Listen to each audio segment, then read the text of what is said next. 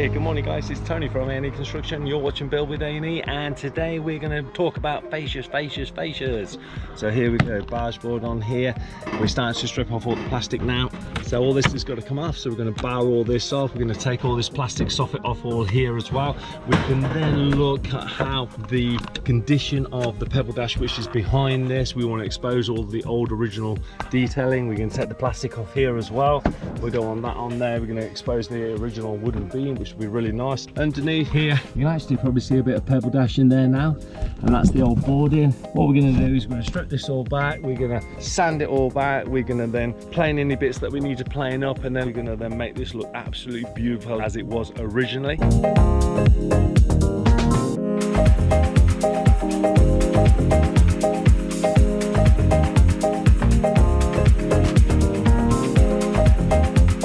You can see it now, just that. See that straight away. So the first thing I'll do is I'll definitely just change this whole board. But the one thing I'll probably do is I won't actually replace just one of them for what it is. I'll probably just replace the other one as well, because it has got a little bit of rot on the top. Nowhere near as bad as this one here.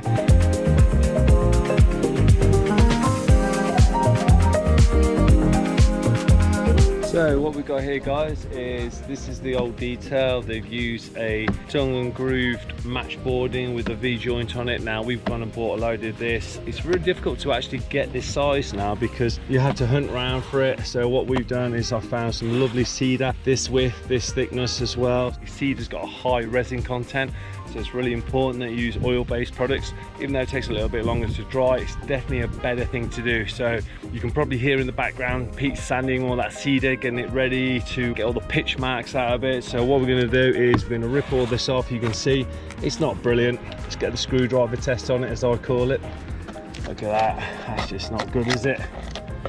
You want that in there, leave in there. We can put a new roof on. Why would we leave all this? You could repair it, but for me, because that one's so badly gone, why would I then just leave this one? It's got to be done. I purchased some southern yellow pine, which is absolutely beautiful, 27mm thick. It's not quite this width, so I'm going to have to glue that together, and I'll show you that process. So you'll see in the time lapse. I would crack on.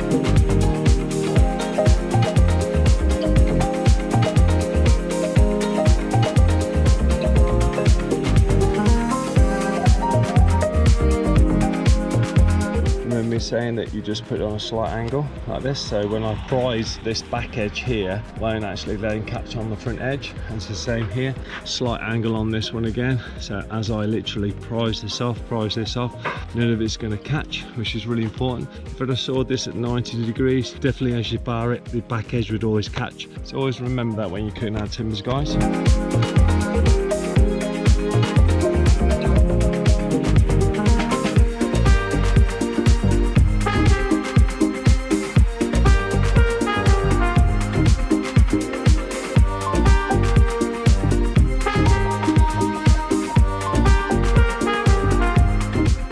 So guys, great example. We've now stripped it all back. You can see there's a lot of rot everywhere. Somebody's come along, planted a PSE square bit of timber, plain square edge, PSE stands for, and what they've done is they've just then cladded it to this original piece. Now you can actually feel underneath here it's got a lovely angle on it, and you can actually see probably on this end over here, look, there you go, look at that.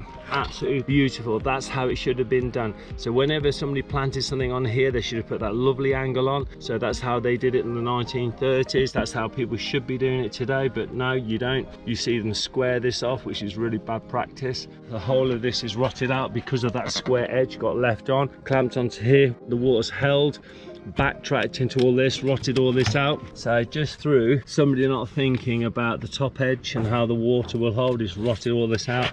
All the bottoms are here gone, all this is gone. So we're going to actually rip all of this off now, change all of this, redo it. We're going to replace this rafter and this rafter here. We're going to reclad it with all of these bits on as well. We'll then do all the matchboarding then underneath. But just through one thing that was done incorrectly has then caused all of these issues. You can see here we getting all of the relevant matchboarding that we're going to be fitting. We're getting 2 external rafters that you're going to see on this canopy detail. We're getting them primed, undercoated. Now Everything we use for external, I always like to use oil-based. Some people will go, oh Tony, why don't you use water-based? But I don't know, just a bit old school. Do love oil-based products when it's external. And then we've got this southern yellow pine, which we're going to be using for the barge boards for this detail that we're going to be doing. I like to get everything painted and dressed, and even to the point, look, we've even done the back as well. You know, if you can do a job, do it well, I've always been told.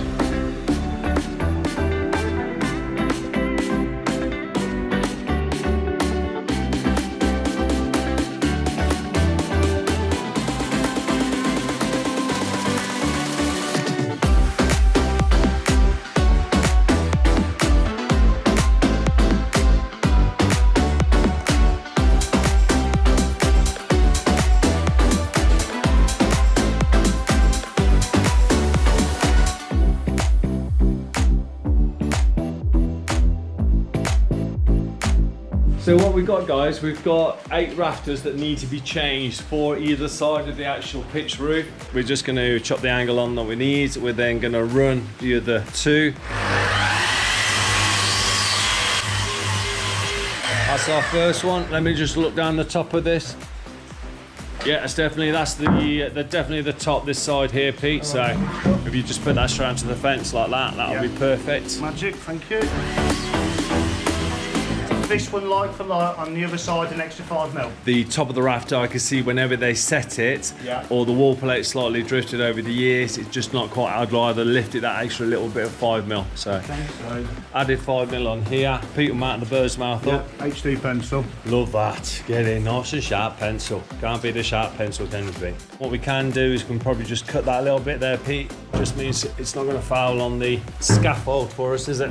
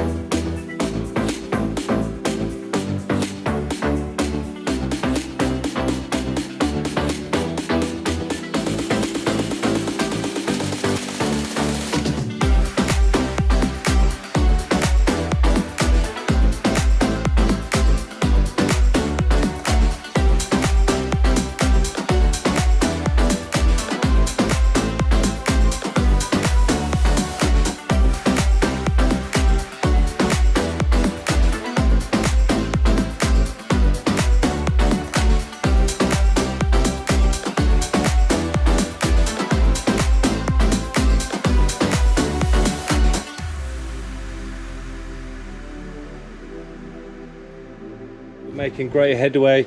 We've changed these front rafters, changed all these other rafters which are in here now. We've then screwed all the beams in from both sides, which is really good. So a few screws here, 3-4 screws from the other side. We've then put all the relevant new timber work back in here, lined it all through. And what we've then done is create as the center support post to obviously support the ridge here as well. First thing I'm going to do is I put a layer of felt on. This felt will then crease over the back over here. The reason I do that is then when that felt then comes over, it wraps over this edge and then creates a really nice water seal. We'll then put the plywood on here. Also then after the plywood we'll put another layer of felt on. You'll probably think, God Tony, that's a bit over the top, but I just like to really seal this section in because of the driving rain, even though it's then going to have a waterproof board on there, but then we'll gauze it, pebble dash it, get it all painted up. So we're just going to do the whole process. We'll actually then put the barge boards onto the side here. The finial will go in on this section here. Yeah, you'll probably see there's a big gap there, but that's where it was originally because you can see the actual paint lines. So we put that back to the section where it should go. We're just now cleaning it out in here because we seal it up, we're not going to be able to get back inside.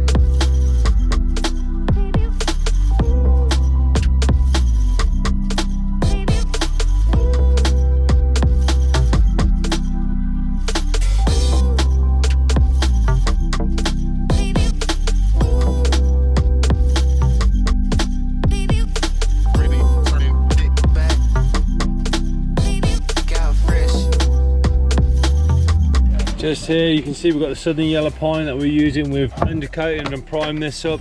There we go, that's what we're working to, guys. All of these decorative panel pieces, uprights, they're 174mm. We'll actually saw them to 175mm.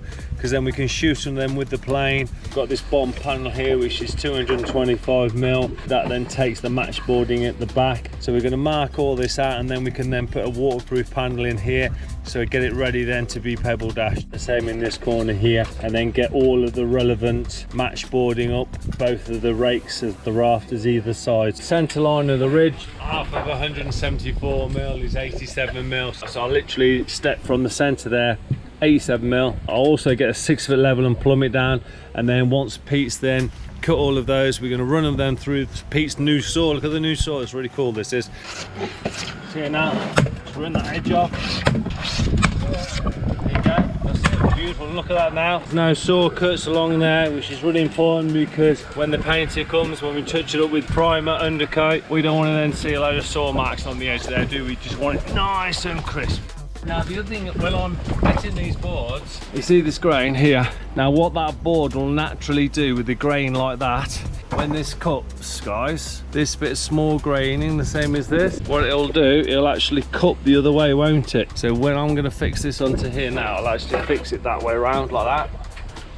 So basically if it carries on cupping, it then doesn't pull away from this board, which is really important. So always remember, when you're fitting pieces of planks on, always look at the end grain and make sure that you fit it the right way around.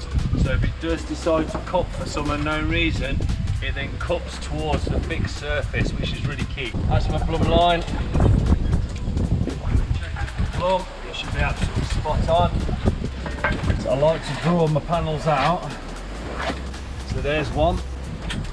There we go, centre, 640. Up the top again, centre, centre, like that. I'll put the level up there as well. It's nice and plumb. Spot on. Mark it in. What I've got to do now is measure that way, 87mm, which is there. Plumb that up on the 6 foot. That looks good, doesn't it, Pete? I think that looks good. So what I do now is mark the other side, and you'll see why I mark it all out on the felt, because by marking it all out, it makes it easier then when I put all the waterproof boarding on, because I want the joints of the waterproof boarding as much as I can underneath the boards. Check its level. Yeah, spot on. Right, so at the moment what we've got now from the book, that's the centre decorative upstand, that's then the second one, that's then the third. These timbers then connect into the top of this running piece. What I will do is the matchboarding will actually groove into the back of this board, because it's just another nice little detail to do, instead of just butting it up and then it just sort of, if there's any movement, it then doesn't start to have gaps everywhere. On top of this felt, we're going to use the waterproof board, and what we're going to do, we're going to utilise this. But basically what's going to do is that's going to go on there like that. It means when we put all the cladding on at the bottom and the sides, that's then got no joints in it. Put a bit more of this stuff across the bottom here, so when we clad it, you won't see anything from underneath, because the matchboard will then go into the groove of this piece here. If you can imagine, 225 is going to come up to here. So all we're going to do is put another piece on the bottom, and then boom, we're away.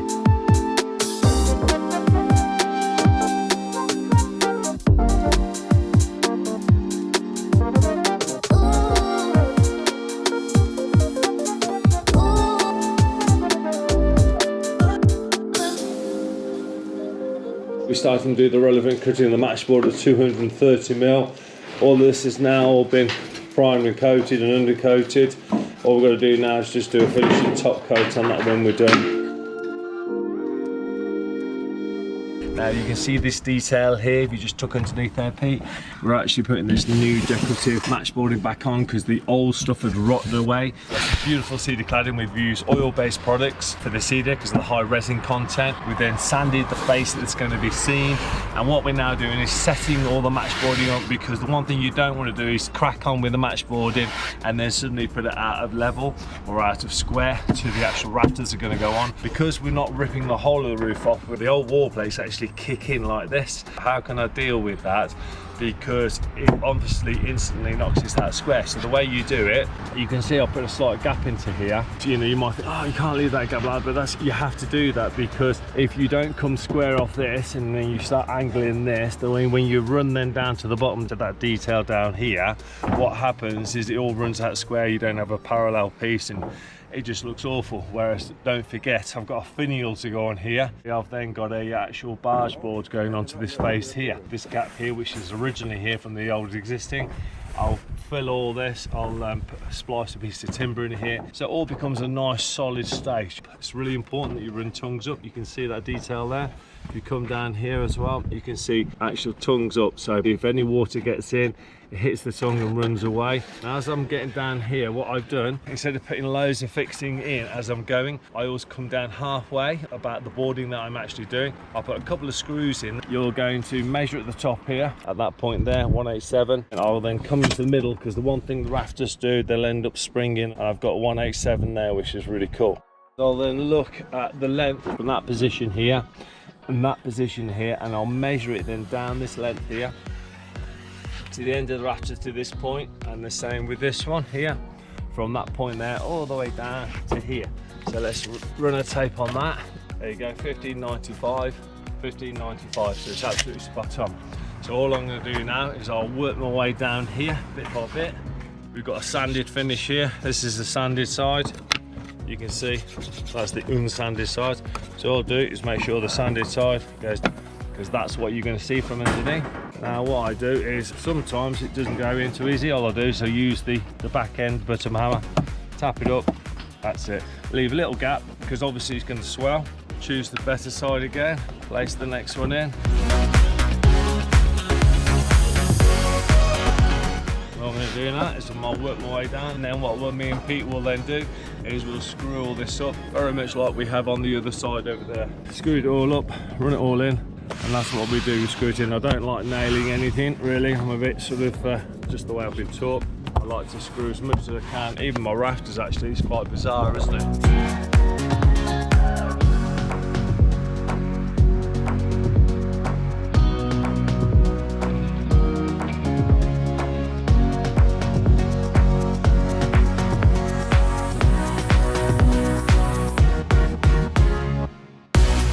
So guys, now me and Peter put all of the relevant boarding on here. Looks really nice here, doesn't it? And then shoot over the other side, you can see there. Now that looks absolutely beautiful. So what we're going to do now is going to work on this edge here. So we've got the good face facing down. Right, so we're going to tap it up now. What we're going to do is we're going to plumb a line up here. Same the other side, Pete. Join that line up to this line over here. Mark it off. So if you mark up the other side, Pete, from the angle that you had, the one thing you could do, you could go down to the saw and go and cut that angle now, but the one thing I do like to do is I like to always keep my hand in whenever I'm working. You can see where you've got to saw to. I mean, would you come sort of like maybe a mil or so sort of past the line so I can plane to it? Exactly that. That's how I would saw, like that, on the angle, this way. Okay. I never saw that way, like this, like this. I just think it's an easier saw when you have the top bevel on the top as you're sawing. Get myself comfortable and over the workpiece, and then use my thumb, just start it. So you can see, look, don't know why, I just find it easier to control. Whereas if it was the other one, like this, I just don't like it like this. I just feel more control with the saw line and the guide, like that. Anyway, I'm going to let Pete finish this off. Yeah, we've got spares, have we? Yeah, we've got another one there. Yeah, just as well. And you'd be grand. Sorry, we should mention actually, Pete's been with us a long time, but he's starting to now be trained as the carpenter and joiner. We don't just do carpentry, we do a lot of joinery stuff as well. I've got to say, you know, when you meet people who are just naturals, Pete is natural. You think he'd been doing it years. So how long we've been training now? Probably 6 months, a year or something like that, is it? On the tools full time, probably about that long, but on and off probably 10 years, isn't it? Yeah, it is. Always doing bits and bobs, but always picking the broom back up now. Oh yeah, same as well. We're always both doing that, mate, ain't we? Yeah, only buggers who do. Yeah. And you see Pete just adjusted the saw just to make it suit the bench. So Pete's just going to screw that piece there now. Pretty close to there, that is, isn't it? And what you want to do, just tap it back just so you've got a small gap, only about a mil gap there, mate. That's all you want, a mil gap. For the swelling, yeah, just a little bit of swelling. Are you happy with that? Boom, yeah, happy with that now. And then put 4 screws in that, mate, countersink in that. Oh yes, Sorry, that's my OCD in me, that is, Pete. Yeah, I'm getting used to it now. You're getting used to it now. Old boy Jack, if you see you hadn't done something like that, he used to cringe at you. He'd just give you the death stare. You've inherited that, I think. Yeah.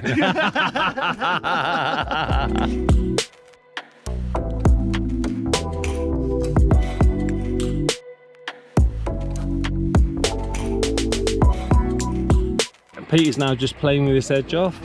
Now, that's it. How's that looking now, Pete? You want to try that? That's pretty much spot on. That's so nice spot on. Flat. That's lovely. That's good through there. Married up. That's married up, lovely, isn't it? There, look at that, spot on.